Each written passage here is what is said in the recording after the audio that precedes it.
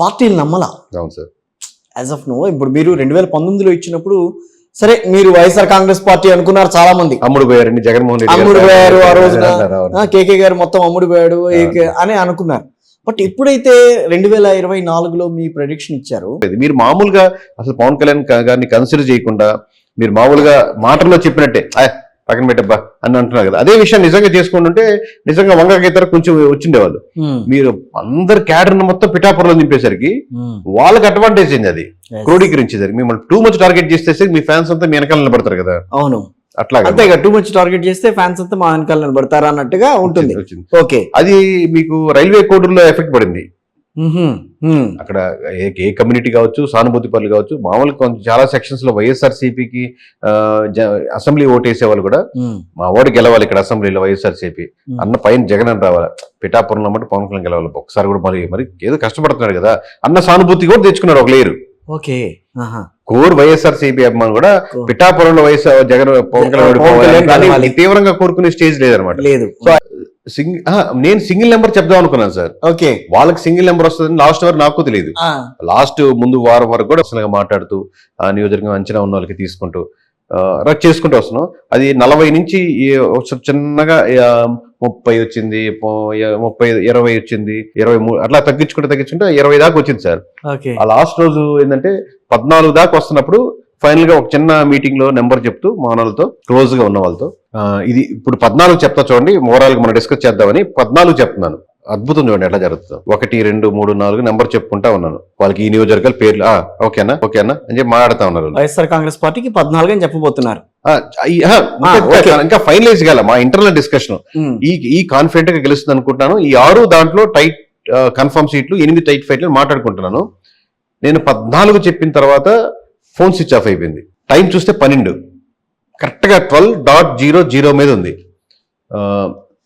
తర్వాత మళ్ళీ ఛార్జింగ్ పెట్టి ఫోన్ చేశాను, మీరు ఎన్ని విన్నారు అని. అంటే 14 తిన్నారా వినలేదా అని. విన్నాం సార్, 14 వినపడిందని. ఈ 14లో నాకు చాలా డౌట్లు ఉన్నాయి. సర్వేపల్లి లాంటిది, ఆత్మకూరు లాంటివి పోతాయని తెలుసు, చాలా నియోజకవర్గాలు పోతాయని తెలుసు. బట్ నాకు అనిపించింది ఏంటంటే సమ్వేర్ సెన్స్ అంటే సంథింగ్, అంటే ఆ ఫీల్డ్ నుంచి వచ్చాను కదా, యోగా ఫీల్డ్ ఉంటుంది కదా రకరకాలుగా. ఒక ఎన్విరాన్మెంట్ మనకు ఈ నెంబర్ కాగిపో అని చెప్తుంది అని లాస్ట్ మినిట్ వచ్చి ఇంకా తగ్గించచ్చు. 14 అని నా ఫీల్ నెంబర్స్ వరకు ఇక్కడ మరి ఇంతకంటే తగ్గిస్తే నేను కొడతారని భయం వేసింది. అంటే సెన్సిబిలిటీ కూడా ఒక దాని కాన్ఫిడెంట్ గా ఉంటే తీసుకునేవాడినేమో. బట్ అక్కడ దాకా ఎడ్జ్ దాకా వచ్చిన తర్వాత ఇంకా చాలు, ఎందుకంటే మనకు ఒక తడుతుంటది కదా సార్, అది కూడా నమ్మాలి కదా. ఎన్ని సర్వే కింద రాదు దీని కింద, అంటే నీకు తడితే చెప్పేస్తావా అని ఒక అనిపించింది. ఎందుకంటే 14 చెప్పాక ఆగింది, ఫోన్ స్విచ్ ఆఫ్ అయింది. నైట్ 12 నీ డే నువ్వు చెప్పాల్సిన డే స్టార్ట్ అయిపోయింది, 12 జరిగింది.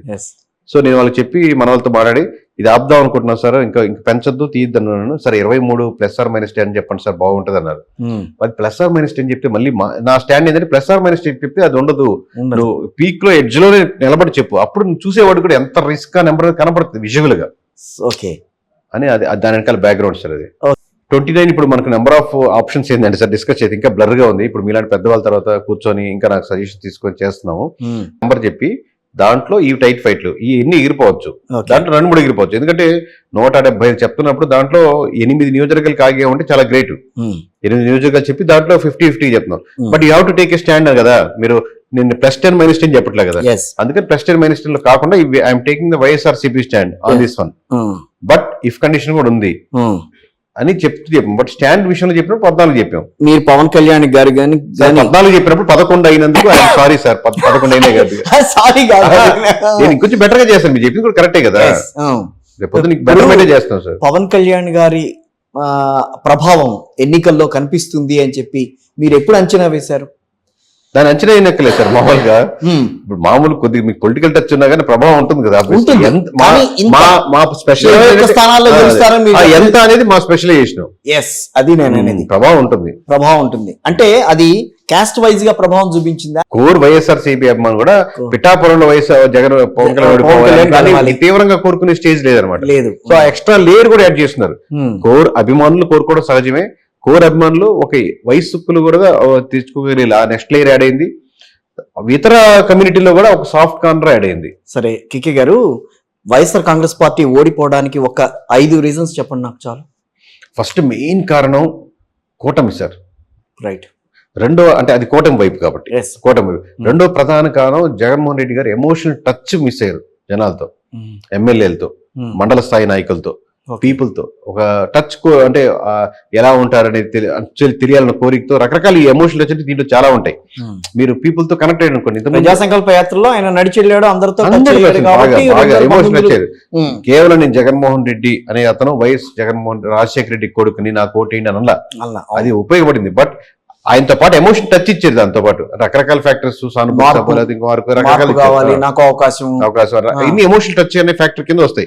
పాదయాత్ర కావచ్చు, ఫోటోస్ కావచ్చు, హగ్స్ కావచ్చు, అన్ని సెకండ్ వన్ ఇవన్నీ ఎమోషన్. ఇది సెకండ్ పాయింట్. మూడో పాయింట్, మీరు వెల్ఫేర్ స్కీమ్స్ నమ్ముకోవాలి అన్న డిసిషన్ తీసుకున్నారు చూడండి, అది బ్లండర్ మిస్టేక్.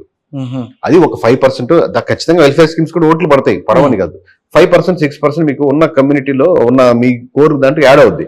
బట్ అది కరువు తీసుకునేందుకు ఎక్స్ట్రా 10% యాడ్ అవుదని నేను పోయినసారి నుంచి మొత్తుకునే ఉంటున్నా. మీరు ప్రజల్లో మార్పులు చేర్పులు తీసుకొస్తే ఏదైనా మామూలుగా జీవితాల్లో మార్పులు, మంచి స్కూల్స్ కానీ మార్చే, మొత్తం ఇప్పుడు గవర్నమెంట్ స్కూల్స్ పోతున్నారు విలేజ్ లో, దేశం మొత్తం ఇక్కడ చూస్తుంది. నిజంగా అంటే మీరు అసలు అడ్వర్టైజ్ చేయకుండా ఆ తల్లిదండ్రులు తిరిగి 4 చేత ఓట్లు వేపిస్తారు. సో ఆ ట్రాన్స్ఫర్మేషన్ చూపించాలి, ప్రజల జీవితంలో ట్రాన్స్ఫర్మేషన్ చూపించాలి. అకౌంట్స్ లో ట్రాన్స్ఫర్మేషన్ అవుతుంది. అకౌంట్ లో పడినప్పుడు ముందు లేకపోతే గంజాయి కావచ్చు, కడప ఇష్యూస్ కావచ్చు, రాజధాని ఇష్యూ కావచ్చు, వైజాగ్ లో రాజధాని ఓన్ చేసుకోవడం కావచ్చు, నియోజకవర్గాలు ఎమ్మెల్యే సెలక్షన్ కావచ్చు, ఎమ్మెల్యేని సరిగ్గా మార్చకపోవడం కావచ్చు, మార్చడం సరిగ్గా నియోజకవర్గంలో ప్రధానంగా ఈ 3 కారణాలు మారుంటే చాలా దగ్గర గెలిచుండేవాళ్ళు. So Telugu Desam party